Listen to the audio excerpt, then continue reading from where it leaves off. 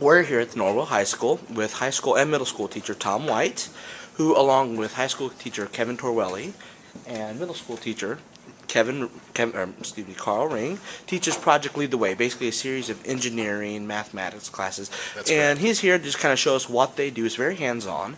So, Mr. White, if you just want to explain a little bit more about Project Lead the Way and what kids are doing now. Okay, Project Lead the Way is one of those courses that it's a national course. Comes out of New York, and it is now in all the states, probably around 4,000 different schools. Okay. And it's when you read the newspaper, you'll see something like STEM in the newspaper, and STEM stands for science, technology, engineering, and mathematics. And so these courses are very hands-on courses. Okay. That gets the students involved in all of those areas. All right. Okay, so hands-on now. We have some actually the hands-on stuff going on right now with what they're designing in the background. Right. What do we have here?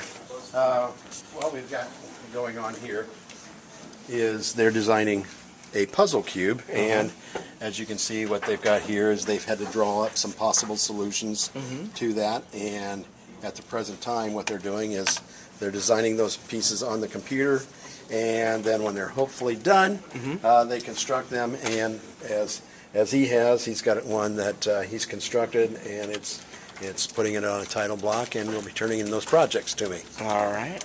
And they have to work out all the dimensions and all the mathematics. Everything has to be done. All the dimensioning has to be done correctly. Because if that dimensioning is not done, the parts will not fit together on the computer. I see. And later projects, they will be working on one which is a miniature train, and they'll find out that on that particular project, if they're not dimensioned correctly, things will not work They will not connect together. Right. Now, I thought I saw an actual puzzle cube outside. Here's one right here, right by this young man. All right. Excuse me. So this is what this is from scratch to finish here. Right. What I have available is these little cubes that will, kind of connect together, and they work on these to design their parts, and then from this, they draw them up on paper.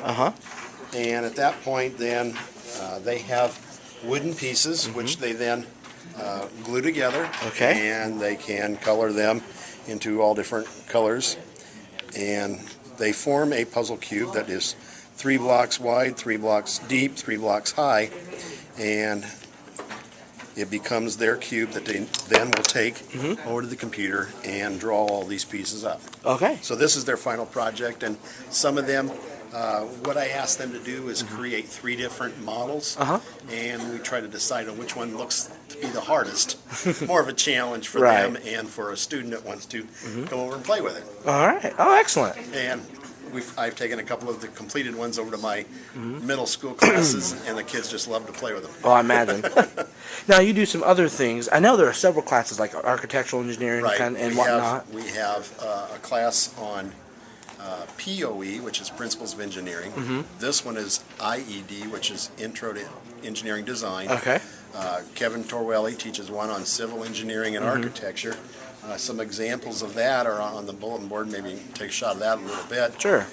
We have a 4th one, which is called EDD, which is basically a capstone class. We have a few students involved with that, and they are creating a major project that involves their work from the past 3 or 4 years. Okay. And Carl Ring, who's in our middle school, teaches a class called GTT, which is Gateway to Technology. It's an intro class for 7th and 8th graders to get them ready for this particular class. So the other one that I teach is POE, and currently... Okay, yeah, let's see. I saw this over here earlier. Currently, what we're working on is a solar hydrogen car, and so you can see what they've been working on is constructing this car. Has a solar panel, a little hard on a day like today. Indeed. But they will have this filled with water. The solar panels outside will create some hydrogen, which will then transfer all this electricity back to a little motor, which is on gears running a wheel. Okay. So hopefully...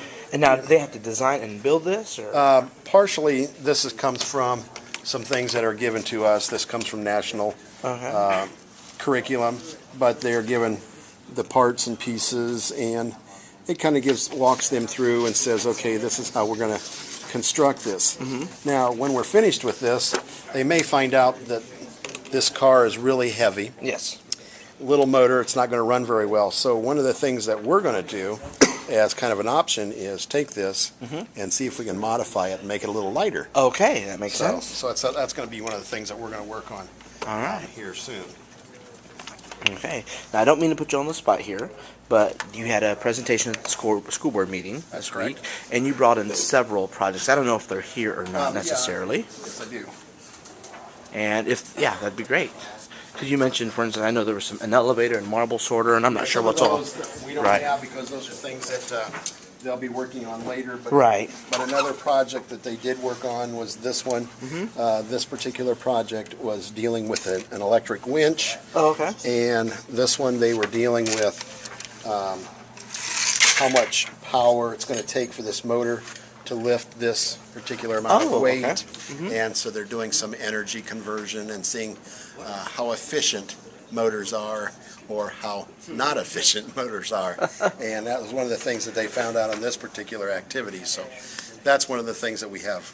I talked about the marble sorter. That's a Yeah. project that class will be working on probably right after Christmas. Okay. And prior to that, they will be doing some preliminary ones, like we talked about the elevator that was at the board meeting. Those are some of the preliminary projects that show them how the components, all of these components, along with this particular part, and there's a software package that will go into the computer Okay. that makes all of these things interact. All right. Wow. And so they'll have to learn how to create that program to tell this motor to turn on, turn off, and make all of those kind of adjustments. All right, and real quick, don't mean to put words in your mouth, but if I remember correctly from your presentation, one of the key features of all these classes in the Project Lead was the very hands-on type stuff. Oh, absolutely. And, you know, with these type of projects, you know, they are putting them together, building some of these particular projects. You know, we do some of the preliminary activities that get the students working, but once we get to that point, then they're on the computers, they're doing some independent work, and they're starting to be very active, hands-on, and see how things interact. All right.